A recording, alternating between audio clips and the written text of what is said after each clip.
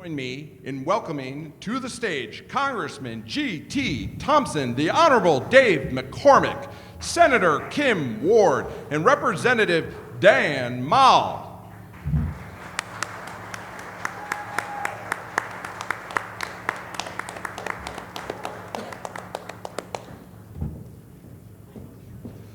Ladies and gentlemen, please give a warm Pennsylvania welcome to Protecting America's Initiative Senior Advisors, former New York Congressman Lee Zeldin and former Ambassador Richard Grinnell.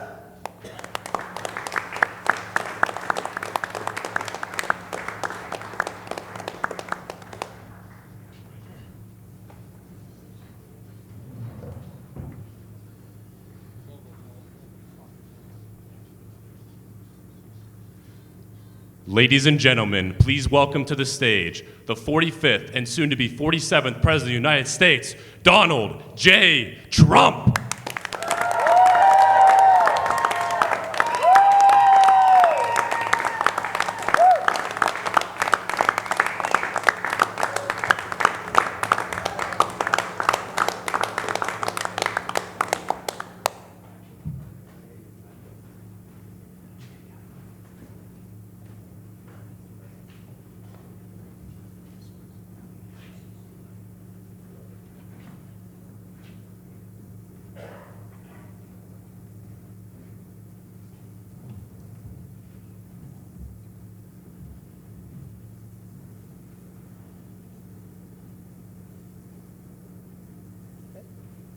Thank you.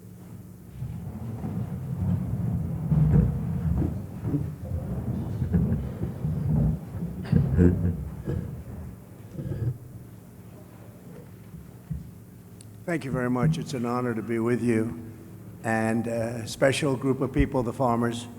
Nobody's done for farmers what I've done.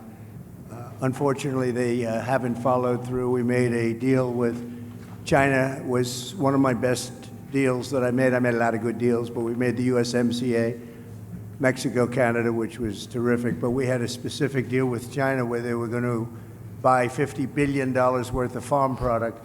And it's interesting how we got there because when the negotiation was going on, and it was a nasty negotiation, and I said to the farmers, just stick with me because we're going to do it. They're great negotiators. They're not going to go that fast. Just stick with me because you never had anybody negotiating for the farmers before me as president. And my people, I said, what are the numbers we're talking about? And they said 15 million, 15, not 50. I said, all right. So it's $15 billion worth of product that they were going to buy because they've been taking advantage of the farmers for years. This was like a penalty to China. And I thought they said 50, not 15. So the negotiations were going along. We were getting close. I said, how are you doing with the 50 billion? No, sir, we're close to 15. I said, what do you mean 15? You said 50. I said, no, I want 50. They said, that's not what we said. We said 15. I said, that's okay. Ask for 50. Tell them we have to have 50 billion, not 15. And I got it. The problem is, big problem, that now they don't enforce it. I enforced it. Every single week, I'd go into the office, I'd say, how's China doing? Because you have to live up to that commitment. I'd say, how's China doing buying the product? Good, sir, good. They're doing good. And they were doing good because they knew I was watching. I don't think Biden is exactly watching. Do you? Does anybody think that Biden is, let's check it? I don't think so. And it's a shame. And that number is way lower than it's supposed to be. So the first thing I'd do is I would probably, my first call, I'm going to call up President Xi. I'm going to say, you have to honor the deal you made. We made a deal. You'd buy $50 billion worth of American farm product, and I guarantee you he will buy it 100%. He will buy it. Second thing I'm going to do is I'm going to say, you have to give the death penalty to your fentanyl dealers who are sending fentanyl. You know, in China, they give the death penalty. They don't have a drug problem because they give the death penalty. But I'm going to say second thing, and this affects you also. It affects everybody. We're losing hundreds of thousands of people a year. Comes through the southern border, now the weakest border in history. It was the best border we ever had when I was there. We built hundreds of miles of wall and everything else, and it was the best border. Now it's the weakest. I had a handshake deal with him. It was going to happen very quickly, and then this side didn't didn't do anything about it. He said, and he suggested to me, anybody sends fentanyl to the United States, it's the death penalty. They get the maximum penalty. They would have done it, and then we had an election that didn't exactly work out too good, and it was a disgrace, frankly. And that deal went, and a lot of other bad things happened, like Russia attacking Ukraine, October 7th, inflation. A lot of bad things happened, the horrible way we got out of Afghanistan. So many things happened that wouldn't have happened, but it did nevertheless. But as to the farmers, we have a deal in place that China is supposed to buy $50 billion worth of our product, and they are not living up to it, and they were living up to it. And every farmer I spoke to a lot of them recently in Iowa, and they're having the same problem. They're not doing well. They're not doing well. They were doing great during the Trump administration. I think you would say that. Were you all? I hope you. This is always dangerous to do, but I hope you'd say you were doing well, because you're not doing now. I'm hearing it from farmers all over the place, and one of the big reasons is they haven't enforced the deal with China. And that deal was really a penalty deal to China, because they took advantage of you for 25 years, and it was like a penalty.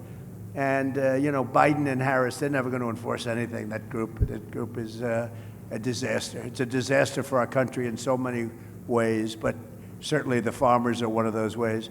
So I think either Rick, or are you starting off, Rick? Why don't you start? Well, first of all, Mr. President, we really appreciate you being here as part of the Protecting America Initiative. We at Protecting America Initiative see China very clearly, as we know you do.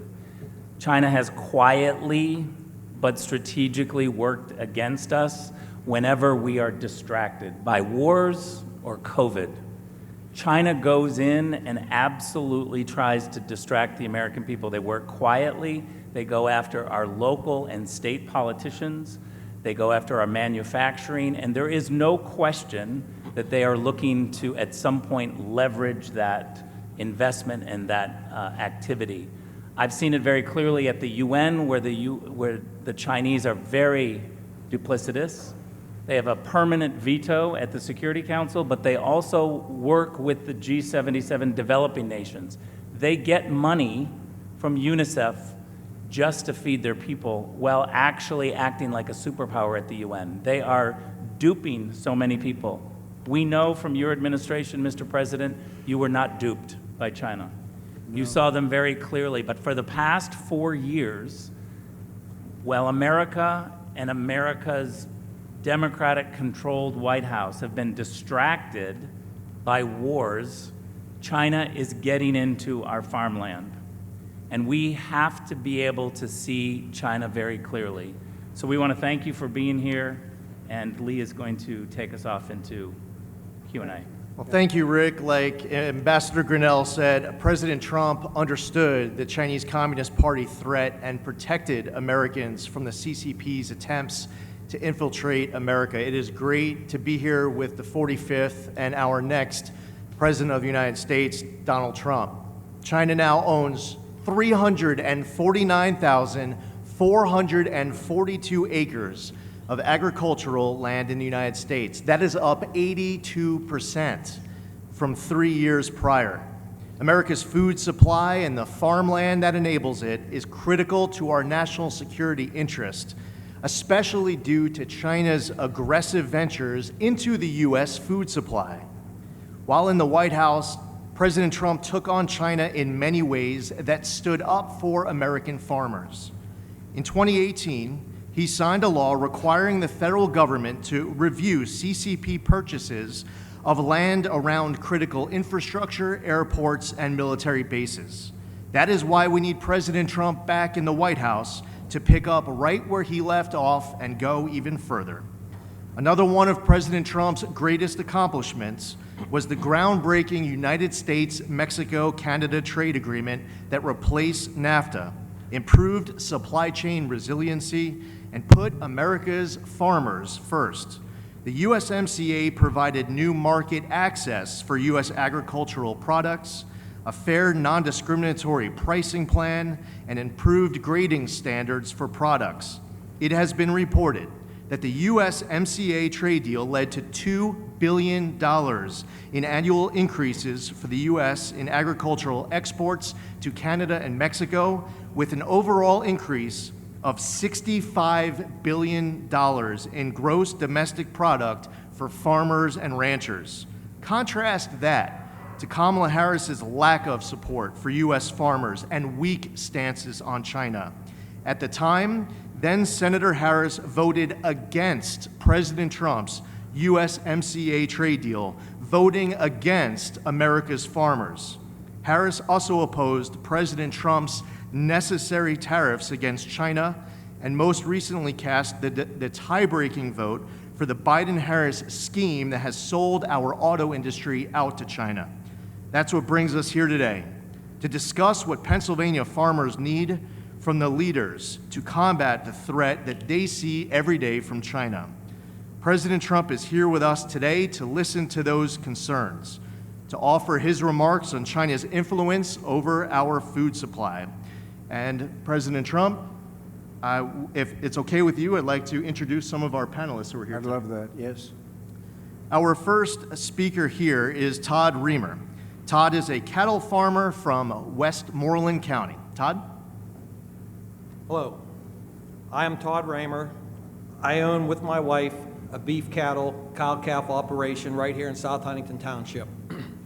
My concern today is with foreign entities buying up American farmland while young Americans can't afford to buy a farm or even get started. My American dream was to buy a farm and raise a family there. And I was fortunate to find a farm and purchase it 30 years ago while working a full-time job in addition to doing the farm. Finally, in 2010, I was able to quit my full-time off-the-farm job and devote all my time to the farm, something that is rarely achievable now. I know there are young farmers out there who really want to aspire to own their own farm and ranch, but they can't afford to do so with the high costs of the farm, the ranch, and the equipment to get started. We all hear the word sustainability. To stay sustainable, we need to give Americans a chance to own farms and ranches. That's right. So they can continue to produce the safest food supply in the world for generations to come.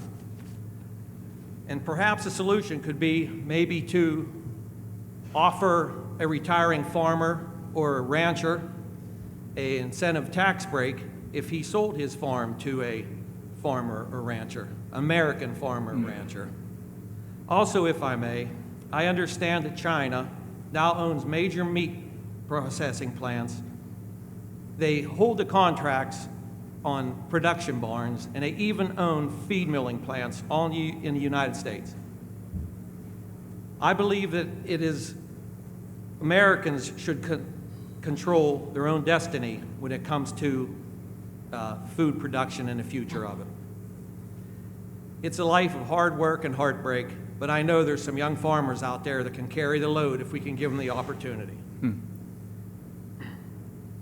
I had an uncle who was a lifelong dairy farmer, and when I was a kid back in the 70s, he had a bumper sticker on his GMC Jimmy that read, "No farmers, no future." That was 40 plus years ago. Since then, technology and crop yields have changed for the better, but the message on that bumper sticker has not changed at all. No future, or no farmers, no future. Thank you. Thank you very much. It's very good. Thank you. Thank you, Todd. Matt Carr is here. He's a third-generation farmer of dairy, corn, soybeans, and alfalfa from Westmoreland County. Please welcome Matt Carr. Thank you, Mr. President, for this opportunity to be here. Like I said, like I was introduced, I am a third-generation farmer. I would consider myself the young farmer that Todd is talking about. And I am a small dairy farmer from Westmoreland County. We currently milk 250 head of Holstein cows twice a day. It is more than a job. It is a lifestyle, as you know. But I would like to talk now about what agriculture means to this country. It currently is 30% of the jobs and $7.43 trillion in economic impact to this country. Like you had said,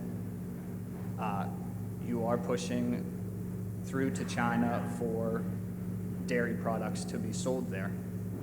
That is a huge market, and I would see that is a large area that we could expand into and continue to push to try to achieve those goals that you talked about. With that, in 1992, there was 130,000 dairy farms in the United States. That number is now down to 26,000. Wow. We are currently losing the small dairy farms, especially in Pennsylvania. Our dairy farm numbers are down 8% from 2022. What is the difference in production? So you have far fewer farms. Well, what would you say is the difference in production? Production is, Similar? in Pennsylvania, I think it's down a little bit. It's down from those days? Yeah, the farms are getting bigger. The number of cows are still very. But the overall total production you think is down from what it was when they had so many farms? Oh, no. Total production across Total. the U.S. would be up. Is up. Yeah. But we are losing the small family Sure. farm like myself. I know that, yes.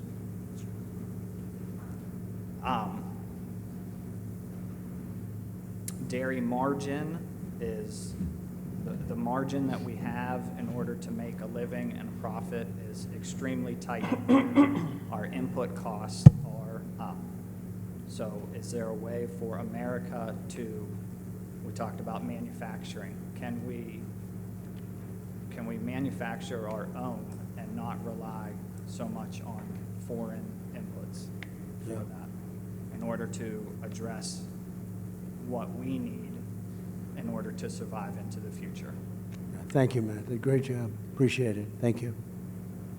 Nick Stafiri is a hay, beef, and pork farmer from Fayette County. And at this time, I'd like to introduce Nick Stafiri. Hello. Thank you, Mr. President, for having me, and thanks for the opportunity to be here today. My name is Nick Stafiri, as they said. I'm from Lower Tyrone Township, Fayette County. My family owns a small 120-acre farm where we specialize in freezer beef and hay. My story's a little bit different than everybody around the table. I didn't grow up with a farm. I married the farmer's daughter, so I kind of got that on the backside. Very smart. My mother-in-law was a full-time farmer in our operation.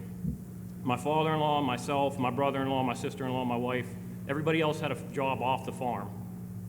From 1954 to 2015, we milked 50 cows a day, twice a day, no hired help. It was all on them. My mother-in-law decided to stop milking in 2015 and transition to freezer beef and hay. I'm going to be a little bit different on my story here because my wife and I are both energy workers. So with the energy transition in Pennsylvania, our focus and our ability to have take our financial resources and put those back into the farm has been tremendous. Without that energy job, we wouldn't have been able to better our farm and better our situation.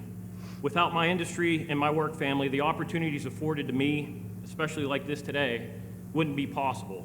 And as you sit here today, you're sitting on atop of the Marcellus and the Utica shales. Right. The most prolific shale plays in the world are underneath your feet. My family depends on my salary and my wife's salary, and those salaries are dependent on pro-American, pro-energy policy. With this pro-energy policy would allow operators to develop abundant clean natural gas from below our feet. Appalachia produces roughly 30 billion cubic feet of gas per day. We could double the amount if we were just given the opportunity. Common sense policies that allow for infrastructure to be built here. Pipelines. We need more pipelines. Doubling our output would be the equivalent of putting 10 million barrels of energy on the market for the world stage. Yeah. Providing opportunities for families to remain farming, because guess what? We pay those royalties. We pay billions of royalties a year to landowners, just like everybody that's around here at this table. Right. And due to the ups and downs, I want to tell you a little bit of a personal story of mine. Due to the ups and downs of the commodity-based business, 4 years ago, I was faced with an ultimatum. And that ultimatum was, do I chase my corporate job or do I stay here and work on the family farm? My wife and I, we made the decision not to move to Texas. We made the decision that it was family first, that it was legacy over money. So our conscious decision to raise our two beautiful daughters as fourth generation on our farm is the best decision we made in our relatively young lives. There has been no greater honor than to represent my family, my industry, and the pivotal role we play together. The intersection between agriculture and industry, it's a tight-knit one. We need the farmers just like they want us to provide the energy. And responsible natural gas development should not be a partisan issue. It's a common sense issue. So I want to thank you again for allowing me to speak with you today. It's been an honor, and I really appreciate it. So thank you very much, Nick, and it's great. So without your job, which is a good job, an energy job, but if you don't put Trump in, you're not going to have any energy jobs in here. They're not going to let you frack. They're not going to let you frack. You know that. She's never said frack in her life until just a short while ago when she realized her poll numbers were dying in Pennsylvania. They're not going to let you or anybody else frack. And so I just want you to be aware of that when you go and cast your vote. I'm not too worried about the people around this table, I must be honest. But you never know. But everybody's aware of it. And I think Pennsylvania's aware of it based on polling that we're getting. You can't let them do it because that's... I didn't realize you were so dependent. Even a farmer would have to be dependent on the energy. But you take that energy out, you take that income out, it's a whole different story for Pennsylvania. Completely. And we're not going to let that happen. We got to win the election. Thank you very much. Great job. Thank you. Our next speaker is Mana Papafavare, the CEO of General Carbide. Thank you so much. So again, my name is Mana Papafavare. I'm the president and CEO of General Carbide Corporation. We are a 56-year-old manufacturer of carbide and steel tooling components and assemblies for lots of industries that include oil and gas, ammunition tooling, and agriculture, to just name a few. We're a fully integrated supplier, so we start with our ungraded powders all the way to making our finished tools, which we've transformed over a period of years. Great. This company was started by my father, Primo J. Papafava, when I was just 5 years old. He was the son of Italian immigrant parents. He enlisted in the Air Force to be a navigator, graduated from Carnegie Tech, now Carnegie Mellon University, with a degree in chemical engineering, and then went to work for a variety of businesses, ending up in a carbide company. He worked his way up, and eventually he started his own business. When he started the business, I was just 5 years old. So I'm very proud of our history. My mother and father taught us a lot. And I lost my father now 22 years ago, and my mother is now 5 years gone. But they taught me about hard work, integrity, and responsibility, as well as respect, charity, and compassion. I'm not as hardworking as any one of these farmers here, I can tell you that, but I do work hard. When my father passed away back in 2002, I was left with the responsibility of carrying on our business and taking care of 250 people that work for us in Westmoreland County. But by the time that COVID arrived, we had grown to 350 people with 3 different businesses in 4 states: Pennsylvania, Massachusetts, Michigan, and Hawaii. And even though we were deemed an essential business or a sustainable business by 3 of the states, still General Carbide lost 60% of its business in a very short period of time. Unlike a lot of other companies that kind of rolled into the corner and waited it out, that is simply not our style. In fact, one of our core values is growth. And so we went to our sales team, we told them to look for opportunities, even in light of a very difficult time that we were having. And so one of our market segment managers, his name is Eric Butts, he is also a farmer. So he owns his own farm and he is working for us as a sales manager. He started to look for components in the farming industry made out of carbide, and he found that it was quite a large industry. But the overwhelming amount of these tools are sourced here by China. But he thought maybe we would have an opportunity by employing kind of American ingenuity and doing some things on our own. So we started to move into the industry. We've been working hard for 4 years on our different agricultural parts with some success. but not as much as we would have hoped due to the cost structure and this competitive landscape with China. As an example, we worked with a potential customer for prototypes for components that go on high-speed planting machines. We made the prototypes, we put them into the field and tested them, and they tested perfectly. But then the customer came back to us and said that even though our cost structure was in line with the domestic producer, we couldn't come close to the prices that they were getting from China, and so they would continue to purchase offshore. That's why you need tariffs. This is a loss of $500,000 for just that one part, and there are so many different kinds of parts that we have out there. For sure. We're currently working on components for several aspects of agricultural, the market including ground prep, seeding, and harvesting. And we've had some success. We're using better grades of carbide. That also costs more. We have instituted robotics and other innovative processes. We have 24/7 customer service and communication with our customers. And we're now a one-stop shop, but we still cannot compete against Chinese government-subsidized businesses. Additionally, the purchasing agents are not incentivized to buy on a value proposition. They're incentivized to buy the cheapest parts out there, and those parts are coming from China. So I believe we really need to do three things. One, I think we need to incentivize our machine manufacturers and our farmers to purchase American machines with American-made components. Secondly, I think we need a stronger stance on China. You said it, that it should cost more to purchase components from China, not just more to purchase the materials, which is what we're up against now. And thirdly, we need to do a better job incentivizing those in purchasing to think about the value proposition, longer running machines in the field. That's really what we need to think about.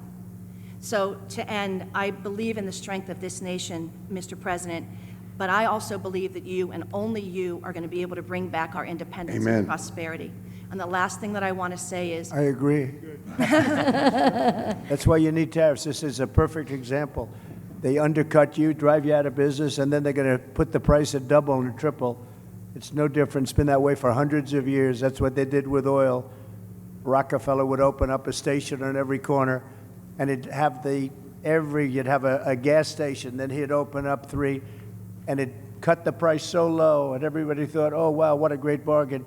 He'd put the one guy out of business, and then he'd raise the prices to triple, quadruple what it was. That's the old way, and it's no different with China or anybody else. That's why you need tariffs. We level it off, and now people are starting to understand it. Actually, I was watching Howard Lutnick and John Paulson, 2 of the great geniuses of Wall Street, actually 2 of the most successful people on Wall Street, and they're big on tariffs. They're saying Trump was right all along, and I did it. But that's exactly why. They put you right out of business, and then they'll sell the same product, but they'll be double the price of what you are and make a fortune. That's what they want to do, yes. Among other things. Can you tell the story of your daughter?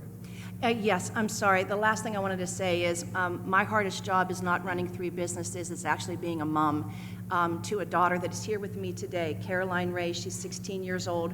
Right there. Would you just raise your hand, honey, so that Mr. President can see you? She's right there. She is not in school today, and she asked that she could be here and she could see you.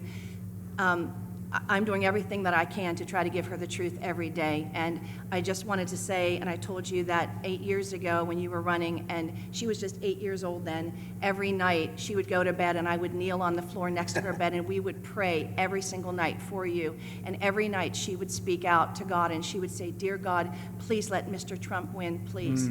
And the night of the election, of course, she had to go to bed early because she was in school.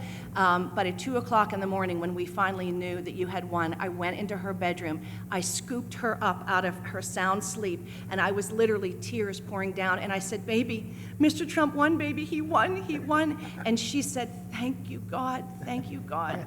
And so she is here with us today, and I just wanted to let you know that we are still praying for you. Thank you very much. Well, it's almost more important today.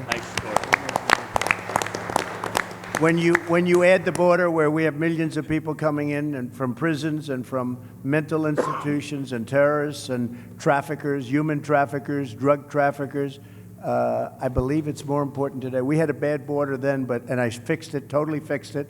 In fact, it wasn't even a subject at the next election, but we totally fixed it.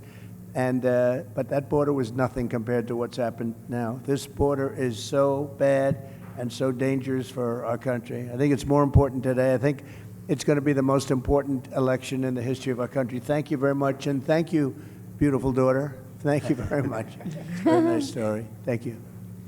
Beth Leeper is a small business owner, former dairy farmer, and current beef and crops farmer from Westmoreland County. I'd like to introduce Beth Leeper. Mr. President, government and elected officials, and honored guests, thank you for coming to Western PA again today to hear our concerns and address solutions. My name is Beth Leeper, and to play opposite of Nick, I married the farmer's son, who is here today with my two sons, Levi and Owen.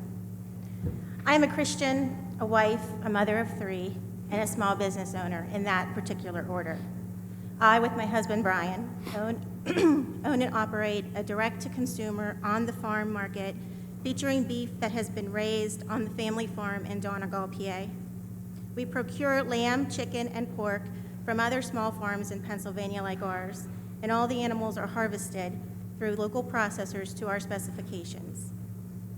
Since opening in 2017, our goal has been to provide our customers with consistently high-quality products while also supporting other small businesses and our community. In May of 2020, we expanded our store and offerings due to the needs of consumers during COVID and to offer other businesses another avenue to sell their goods. We now offer several agricultural and specialty items, all produced in or near the Laurel Highlands area. My husband is also a full-time owner-operator of transport in the dry bulk industry, and I also work part-time for a Christian school as the food service director. I share our occupations as an introduction to explain the challenges, due in large part to the inflation that we have seen, that we have witnessed and experienced both as a producer and a retailer, and also a consumer. As a truck driver, my husband normally fills his truck 2 to 3 times a week with diesel. In January of 21, just after Biden revoked the Keystone Pipeline, one of our fuel receipts totaled $592 for 200 gallons of fuel. That was $2.99 a gallon. In May of 22, a year after our energy independence moved overseas, one of our fuel receipts totaled $996 for 166 gallons of fuel. That was $5.99 a gallon. That $3 per gallon more means upwards of $800 to $1,200 a week in fuel expense, unless to meet our business and family's needs. This net zero approach has also increased farm costs exponentially, which I know comes as no surprise to anyone here today. Fertilizer is up 30 to 60% in 2024, not to mention the increase in seed cost, the fuel, the parts and supplies, and man hours for planting. Electric has doubled from around $400 a month in 21 to $800 a month this year, just to run some equipment and the lights that doesn't include heat.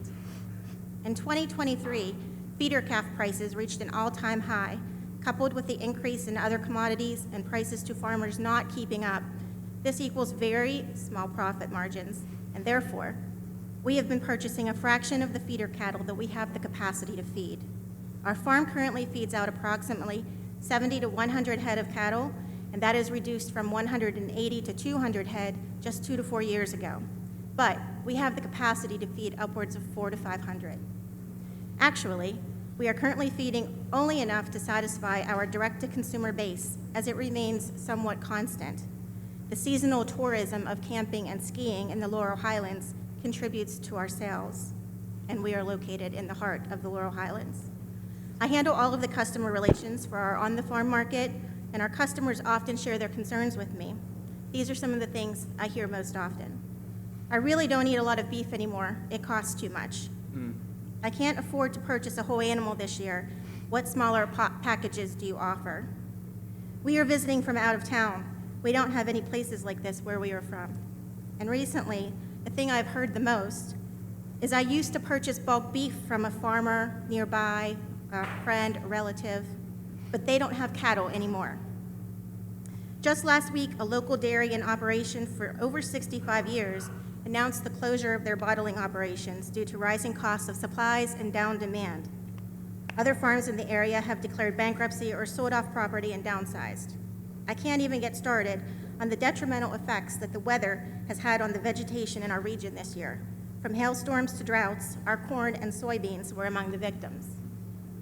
Nevertheless, farmers are no strangers to the risk and the gamble that they take every single day in order to do what they know and love, and that is to farm their land.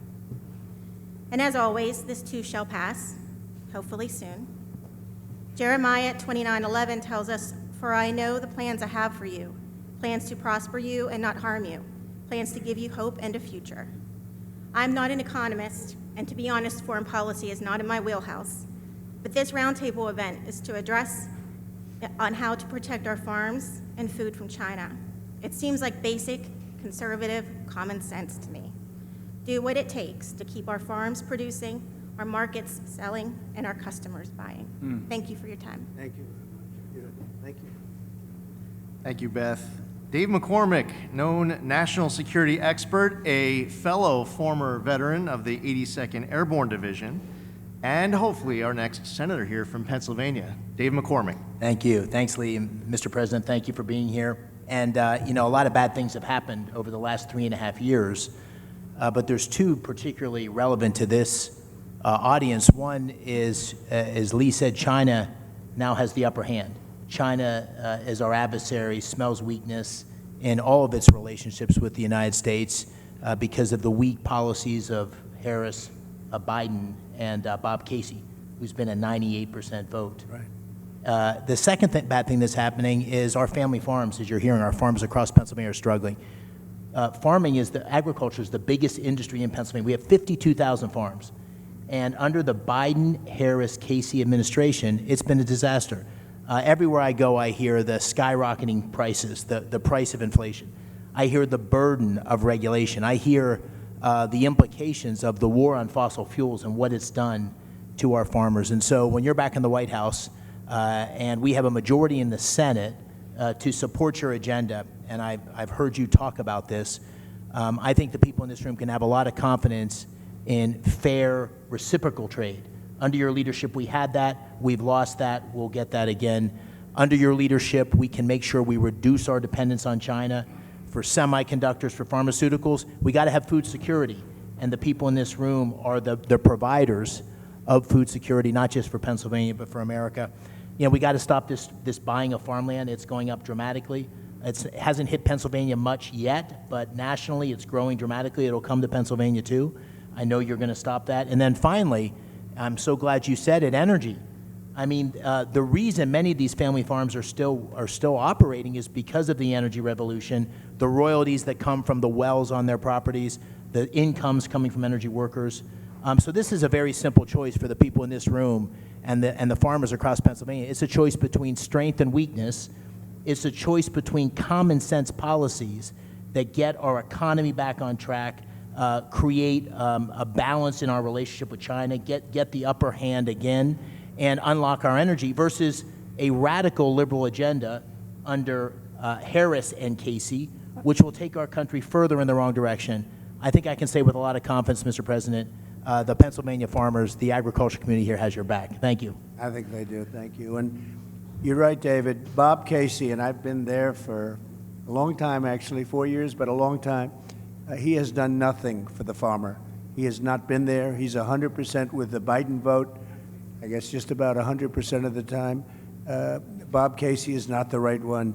This gentleman right here, he's tough, he's smart, and he loves the farmer, and we're going to turn it around. But Bob Casey cannot help us. He has never done it.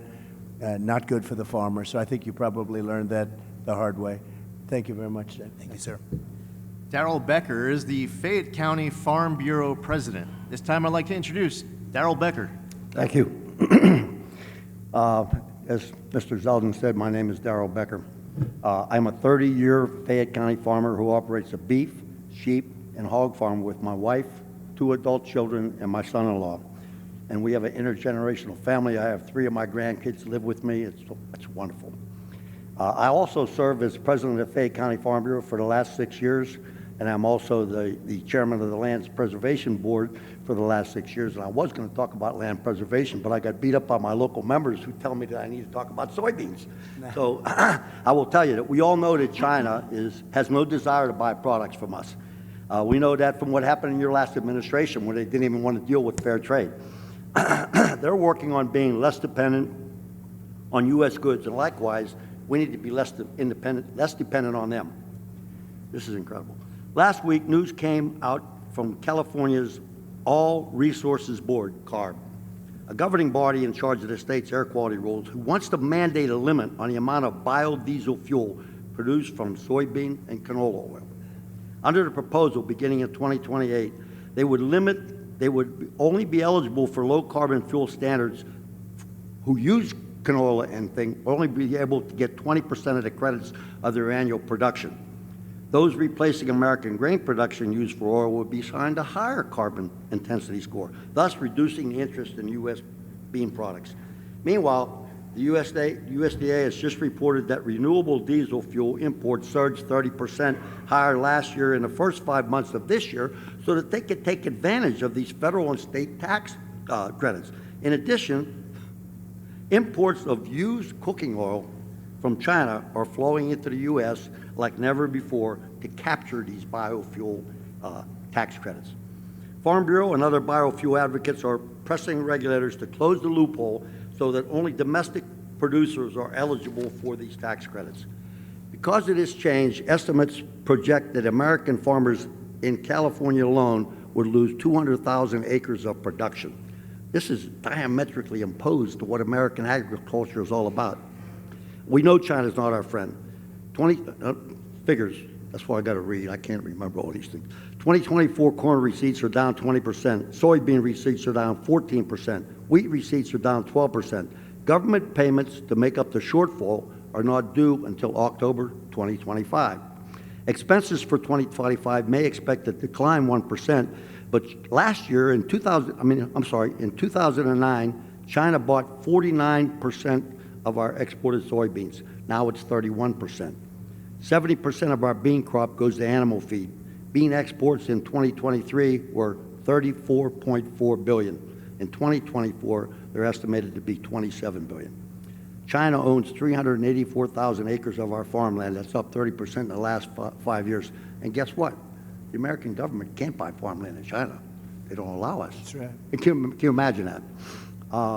At present, the U.S. has a huge supply of soybeans sitting at a multi-year low price, sometimes being sold below production cost. Farmers are using reserve funds to buy and produce soybeans now. There's no cash flow available to them due to the low price. You know this is unsustainable. So soybean farmers definitely need our help. Sustainable aviation fuel also uses soy, canola, and other seed crops from American farmer, and this is also under attack.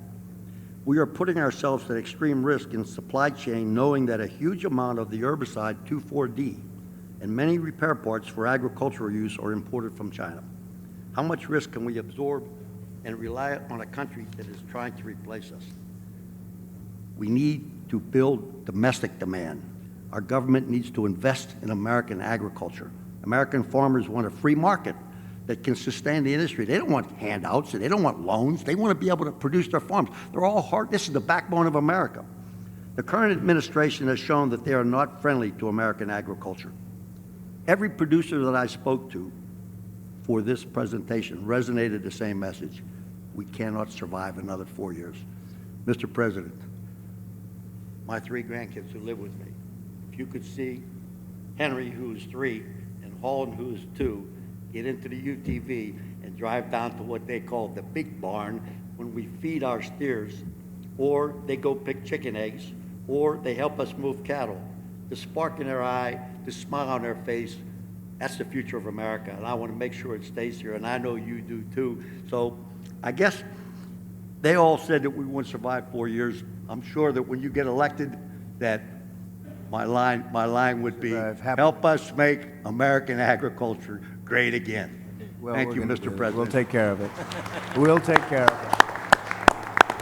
It's not very difficult to do. We're just being ripped off by other countries, and not only China, by the way, but we're being ripped off at levels that nobody's ever seen before. And this administration has allowed it to happen because you were making probably the best you've ever done 4 years ago, 5 years ago. You were doing better. All farmers were. They were doing better than they ever did. And now they're doing very, I mean, I hear more complaints from farmers than almost anybody, and that's the backbone of this country. So they'll be Can I very add one happy more- for a long time to come, okay? Can I add one more thing and say Yes. to you that we've seen the decline of the mom and pop stores. And what you're hearing is that we're seeing the decline of the American family farm. That's America. So, I mean, anybody that's not paying attention to what's going on needs to wake up and get out and vote. And we know who they got to vote for. You, Mr. President. Thank you very much. I love your hat too, by the way. I noticed it right away. Thank you very much. Welcome. We'll take care of them. Your grandchildren will be farmers. Thank And they'll be maybe doing better than you do, okay? Thank you. Thank you very much. Before we introduce our final speaker, Kevin Sweeney, just want to say thank you to my former colleague, Chairman G.T. Thompson, the chair of the House Committee on Agriculture.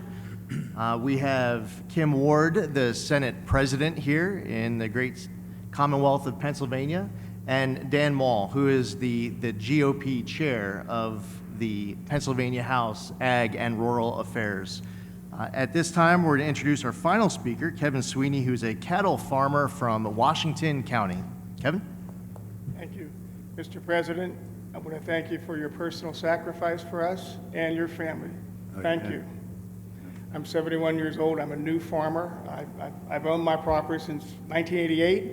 I'm a retired physical therapist, and I have 4 kids and 4 grandkids, and my goal is to develop this farm and make it a legacy farm like some of the people around the table are now talking. I raise beef and sell hay. That's all I can do. My soil is type 7 soil.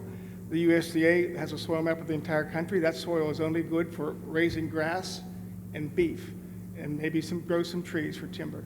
But I'm trying to expand it. Each year I have a customer base that's getting bigger each year, and I've been full-time retired since 2019, and that's what I do.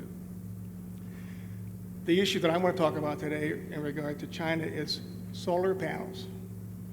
I'm being approached, and other farmers are being approached. The current offer is $3,000 a month per acre per year for the next 30 years. That's a lot of money. Who's subsidizing that? Is our government behind these people that are offering us this money? Where's that coming from? Well, they are. I mean, that's a lot of money. That's right. They are, and they're allowing China to come in and just dominate the industry. That's right. They're sending panels over. Many of them very defective, very bad panels, but they're sending them over, and they are really putting a lot of people out of work. But that's amazing. It's an issue. That's a form of subsidy. Most of the small farms that are around me, I'm very close to Enlow Fork Bailey Mine Complex. It's one of there's top 10 underground coal mines in the country, and they're in that group. They mine a lot of coal. All that coal goes down the railroad, into the rivers, and goes to China. Okay, and it's unfortunate. These companies I'm surrounded by have bought up a lot of the small farms that I was fortunate enough to buy in 1988. They were beef farms. They were the same type of farmers as mine, but they own all these. They own all this property. Okay, my concern is, what if one of these foreign entities come in, and even though they don't own the land, they buy that company and indirectly have control of the lease or that land and are able to use it for whatever reason. My other concern is the federal government. What if, for public use, they come in and say that they want to take my farm and put solar panels on it? What guarantee do any of us have that the government, Big Brother, won't come in and do that to us? We need to know about that. That concerns me. In the news right now is the sale of U.S. Steel to Japan. Okay, and I just happened to be researching it. I didn't realize that U.S. Steel has a land division, huge land division. They have vast holdings in this country. So when when Japan buys U.S. Steel, they're buying a lot of land with it. Will they have the ability to put solar panels on it or use it for another purpose? We don't know. It concerns me.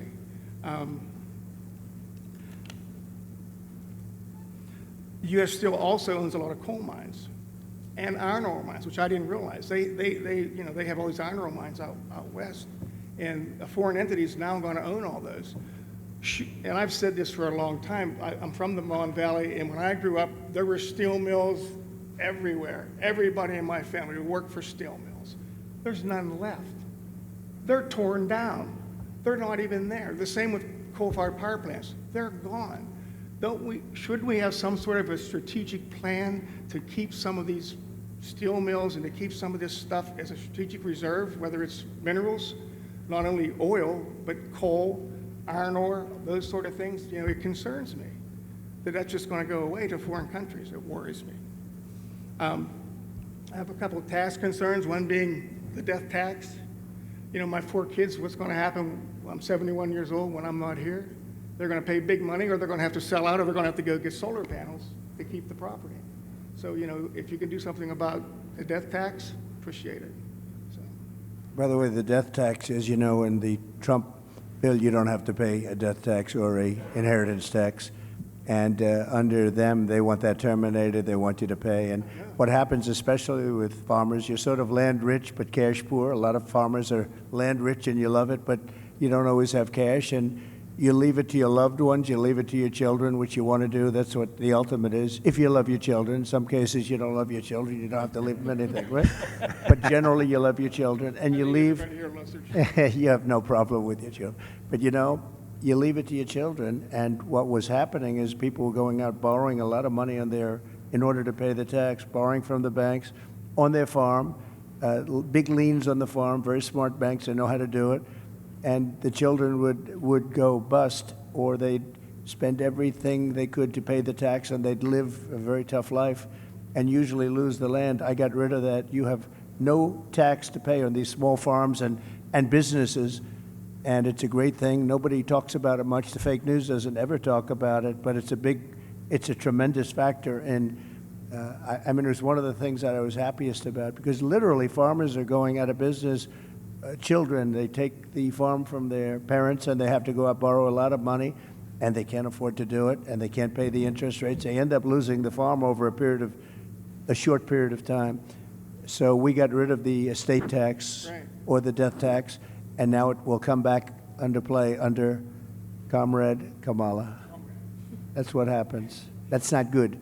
What about our capital gains tax? Are we going to keep that down? Well, that's the worst. They have unrealized capital gain. How about that? Yeah, how about that? Unrealized. So they want to give you a capital gain if the value of your land goes up. Nobody's ever heard of it before.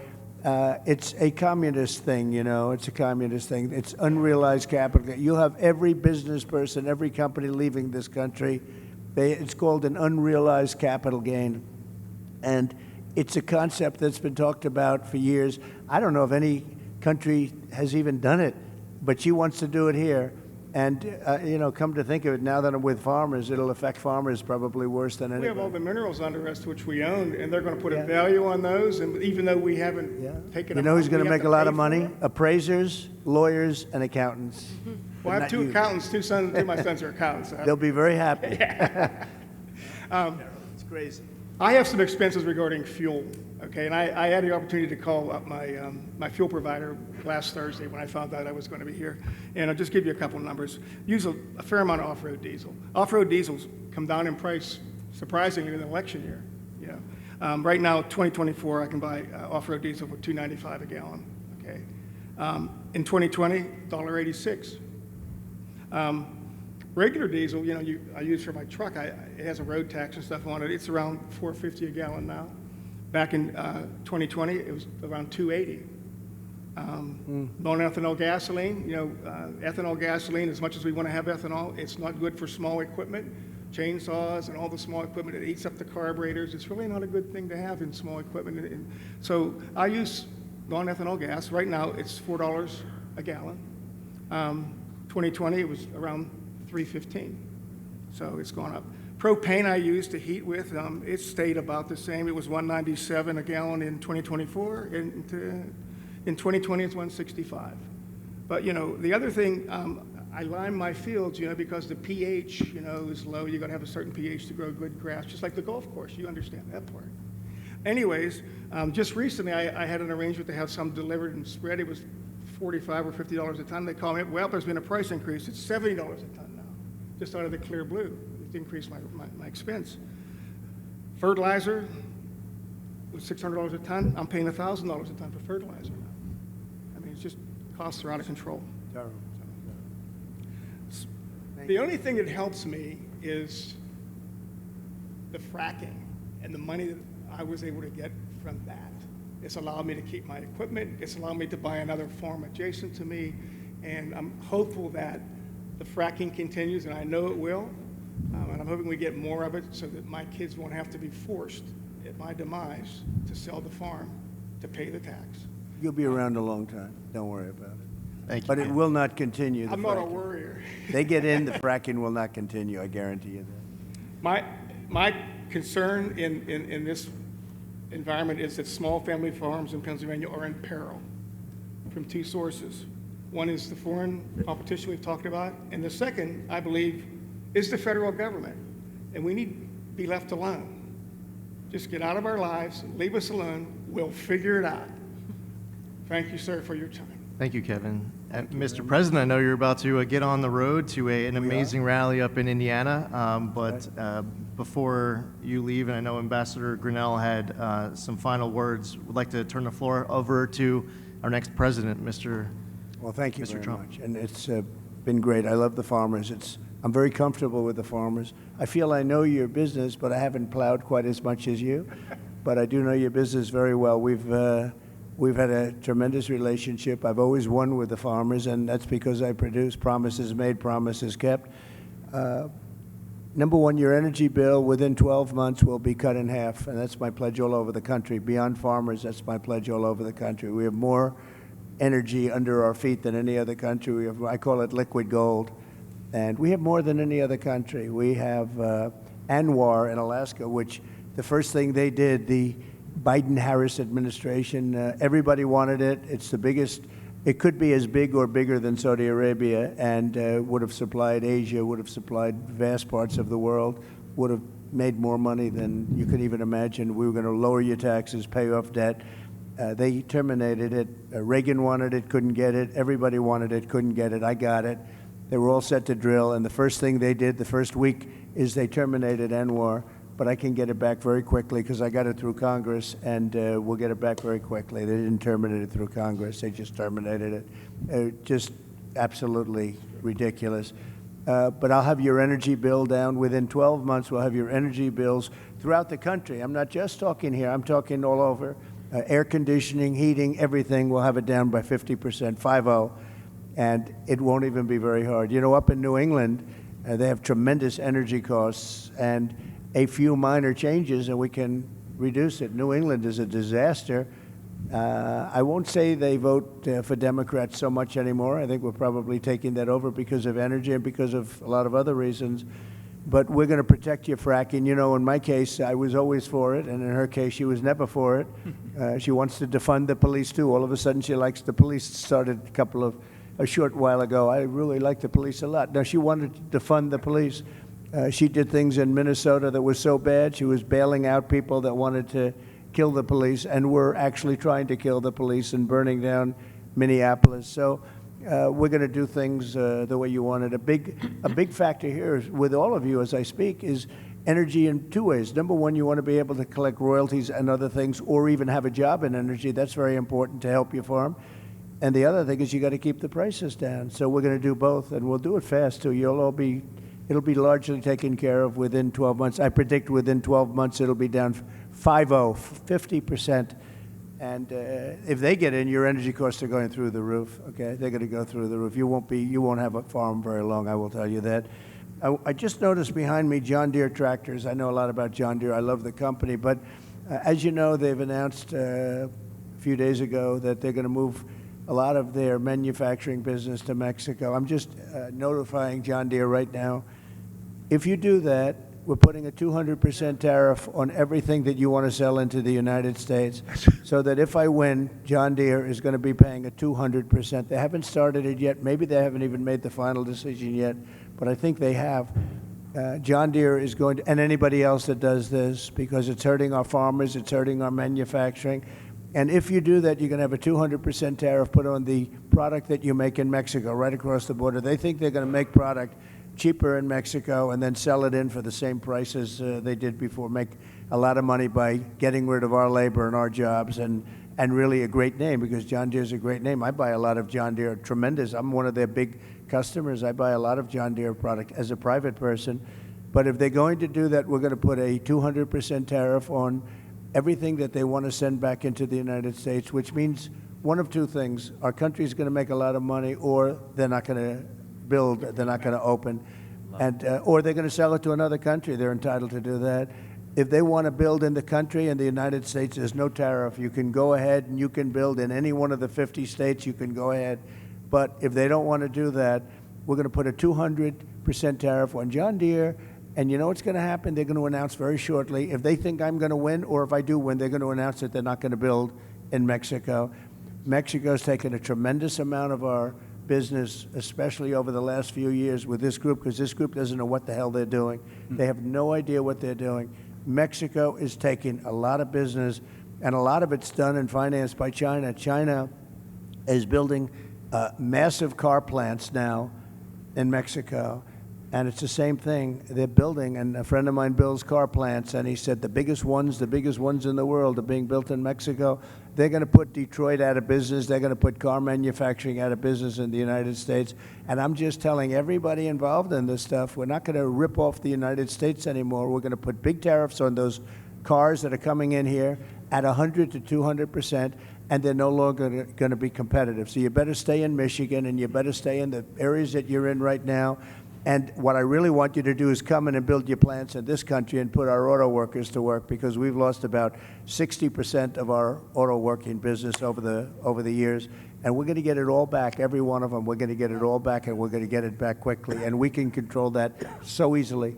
So if they're building those plants in Mexico, which they're starting, if they're building and they wouldn't have done it with me, but now I guess they figure when they started, it was a little while ago, I guess they didn't even know I was going to run. They weren't too happy when they heard I was going to.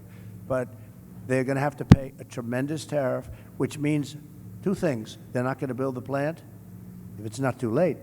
They're not going to build the plant. This country's going to make a lot of money. Or they're going to build the plant, but they're going to build it in the United States somewhere, and ideally a place like Michigan or South Carolina, where we have a lot of auto business. But we're not going to let that happen. But John Deere has got to understand that if they build in Mexico, if they start closing plants, in this case it was in Iowa, they're going to close a big plant and a couple of them. And that's just the beginning. The problem is that's just the beginning. Then all of a sudden you'll hear in a year from now they're going to do another one. All of a sudden they're not going to be in the country anymore. They're going to have to pay a very big price to be able to sell that product into the United States, okay? So that's very important. And I just have to say this. So Dave McCormick is here. He's running for the Senate. He's a great gentleman. He's a hero, great warrior. And he's a real warrior, too. Served incredibly in the military, so highly respected, did great in the military, went out, did tremendously in the private sector. And he's running against Bob Casey. Bob Casey never did anything for you. He never did anything for Pennsylvania. I was president for 4 years. I don't even know if I ever met him. I mean, I've met everybody.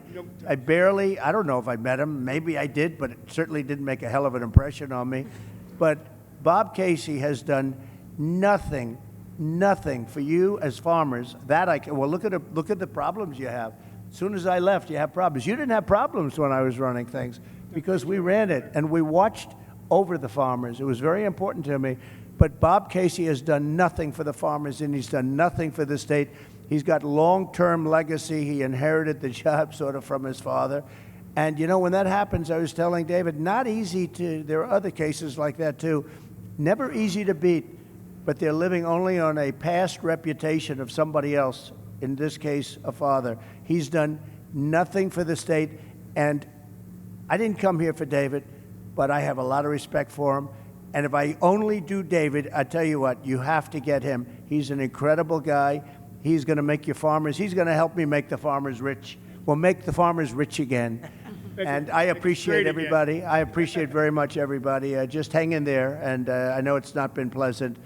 But the first thing I do is I tell China, you got to start buying. China's not buying like they're supposed to under the agreement. And I'd say, China, you have to start buying. I'd like to, if I can, Lee, I'd like to have a few questions, if you want, from the media in the back. A lot of media here. Yes, ma'am.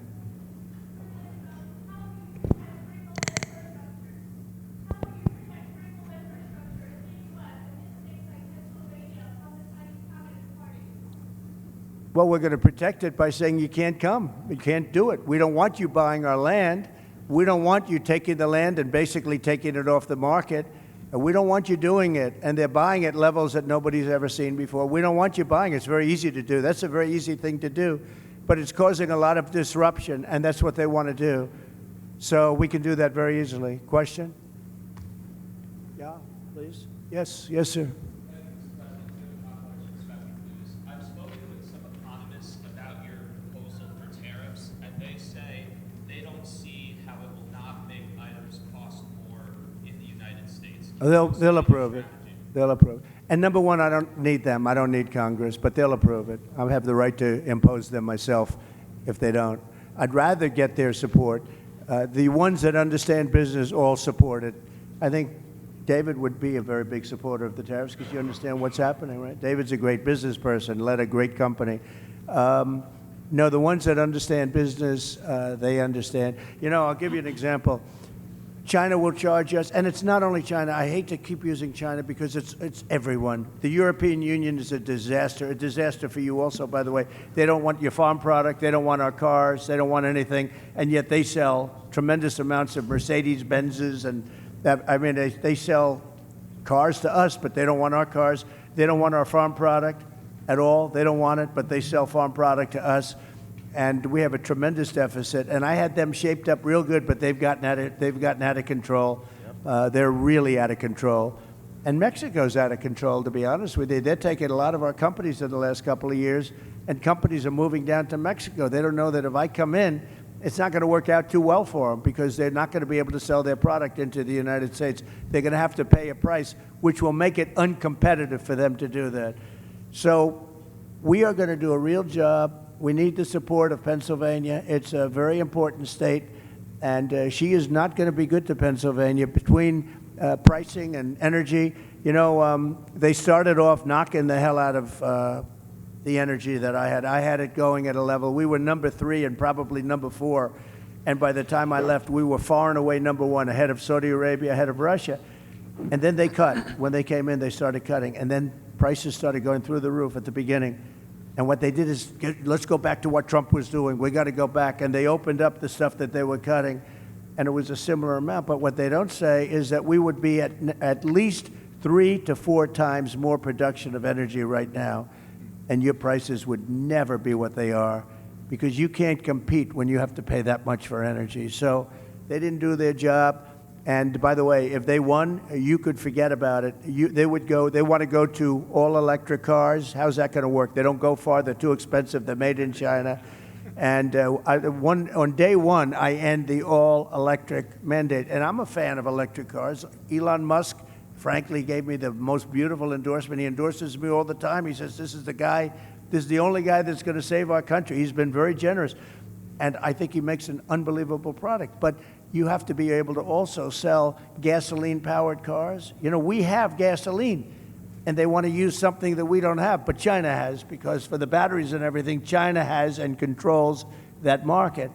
But the problem is they don't go far, and they have other problems, like if it's cold, you get a little bit cold up here, they don't work too well in the cold. There are a lot of problems, and a lot of assets, too. And he's going to do great. His car is fantastic, but you have to be able to have other types, like hybrids. Hybrids are, good. It's a good thing. You have to be able to do that. So I'm going to end that mandate. Can you imagine? They want to almost immediately go to all electric. And we don't have enough electric to take care of ourselves. You go to California, they have blackouts and brownouts every single day.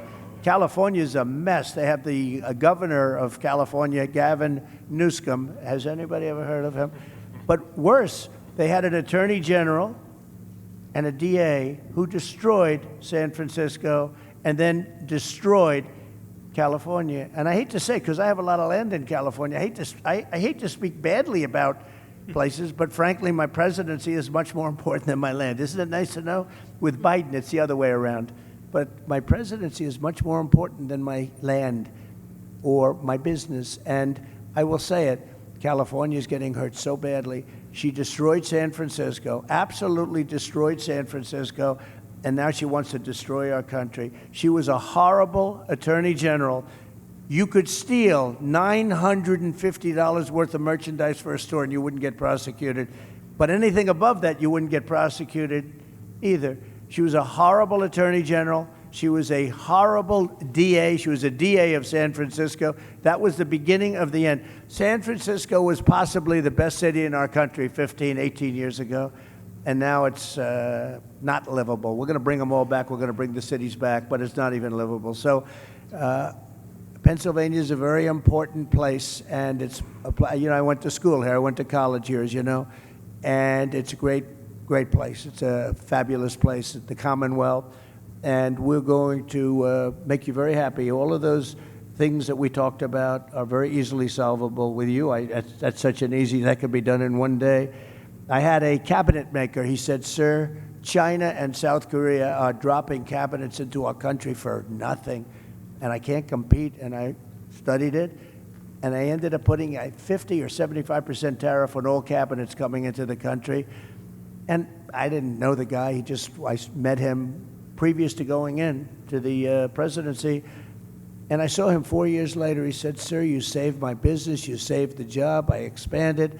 They stopped with the dumping." And the steel, the same thing. I think the steel people like me the best. Unfortunately, Biden's let it go. I put tariff. They were dumping Chinese steel into our country, David, at levels that nobody's ever seen before. We've never seen anything like it.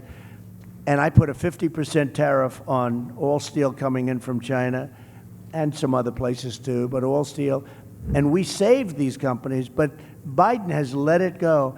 And we need steel. Look, there are some things you could get from outside. But if we're in a war and we need army tanks and we need ships and we need other things that happen to be made of steel, what are we going to do? Go to China and get the steel? We're fighting China, but do you mind selling us some steel? Think of it.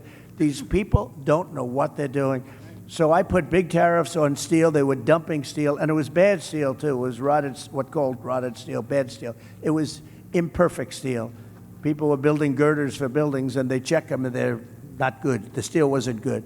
But they were dumping at tremendous levels, and I ended the dumping of steel. But these people, since they took over this U.S. Steel, I would not allow that deal to happen. U.S. Steel, this was one of the greatest companies in the world. You go back 70 years, this was the big deal. United States Steel, and now they're going to let the Japanese buy it? I wouldn't let it happen. I'd help them so they can make the steel company good again. This was the biggest company in the world, the strongest company, had the biggest reputation. It represented our country, and now we're selling it to the Japanese. The psychology of that is unacceptable to me. So I wouldn't let that deal happen personally, but we'll see what happens. I hope it's going to be, I hope it won't have closed by the time I get there, but I would not let that deal happen. And you're right, they have other things. You look at China, they're opening up coal plants. Every week they're doing a big coal plant. And John Kerry, I watch this poor guy. This guy, it's so pathetic. He flies over in his own jet. His wife has some money from a certain family, right? Yeah, right? And he's got a little jet. He flies over to China. He sees President Xi. Oh, yes, I will consider this very strongly. I will consider your request to stop building coal plants. And then he leaves. And he comes back. Oh, I had a good conversation. Nothing gets done. They're building coal plants. He had zero impact. But we don't build anything here. And what people don't understand is all that pollution in China, all the pollution everywhere in the world, much of it flies right over the United States, takes 3.5 days, comes in from China, and it's sometimes bad, and it flies right over the United States. So what are we going to do about that? But nobody ever discusses that. They don't want to talk about that. So we'll be nice and clean. Same thing with the oceans. You take a look, the Pacific, it flies in from, they dump it right in the ocean, and in about a week and a half, it's in, welcome to Los Angeles, California, and we're lifting it out of the ocean all day long. We have, it's a massive, big business. We're taking their garbage out of the ocean because it floats right to our West Coast, and other countries too.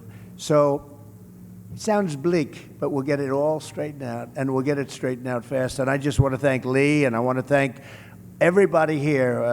I'll tell you, Rick Grinnell has been amazing with me from just about the beginning. He was the ambassador to Germany, And there was no happier woman in the world than Angela Merkel when I announced that I was taking Rick back to Washington and giving him an even higher position. This was the happiest woman in the world when she heard he was leaving Germany. And actually, in a certain way, she liked him, but in another way, he was sort of brutal because he understood what Germany was doing to the United States, one of the many countries that took advantage of the United States, and he got it. So I want to thank you, and you did a great job, and we appreciate it, and hopefully you'll be able to do a great job again. Thank you very much, Rick, and thank you, Lee. Thank you, Mr. President. Mr. President, on behalf of Protecting American Initiative, thank you for being here, but thank you most importantly for seeing the threats to America, both militarily and economic. And we appreciate that. Thank you very much, everybody. Thank you very much. And Mr. Congressman, thank you very much. Great job you're doing. A warrior. Thank you very much. Thank you, everybody, very much.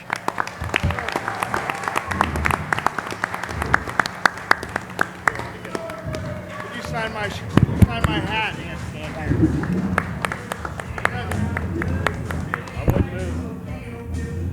Thank you, everybody. Mr. President.